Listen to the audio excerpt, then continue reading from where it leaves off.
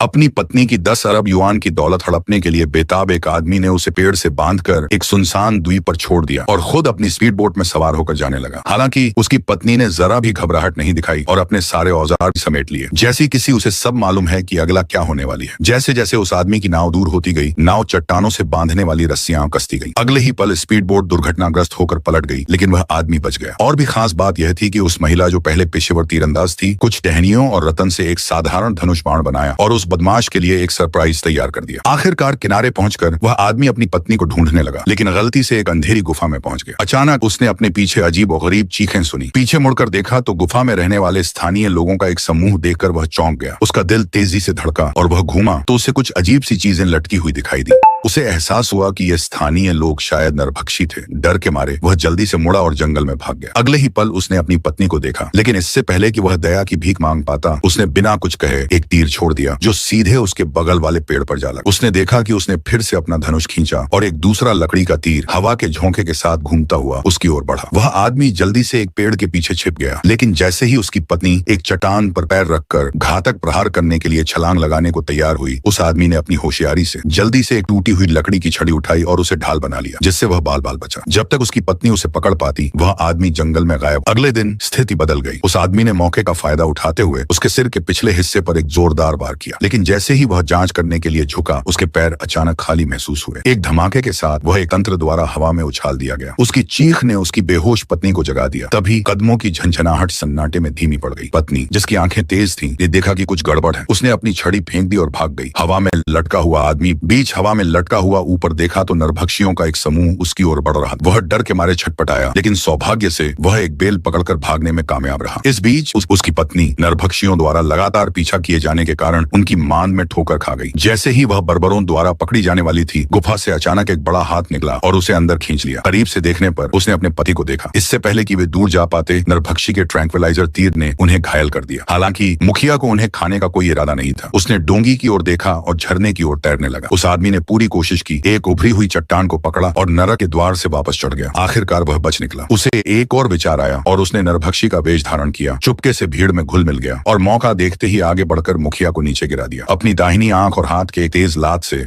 उसने जलाऊ लकड़ी को दूर फेंका और अपनी पत्नी को सफलतापूर्वक बचा लिया। उस महत्वपूर्ण क्षण में वे दोनों चट्टान से कूद गए और पानी में कूद पड़े। एक क्षण बाद उस आदमी ने अपनी पत्नी को किनारे पर खींचने के लिए संघर्ष किया। उन्हें वास्तव में एक और डोंगी मिल गई। वे दोनों जल्दी से फिसल गए और अंततः उस घातक निर्जन द्वीप से भागने में सफल रहे।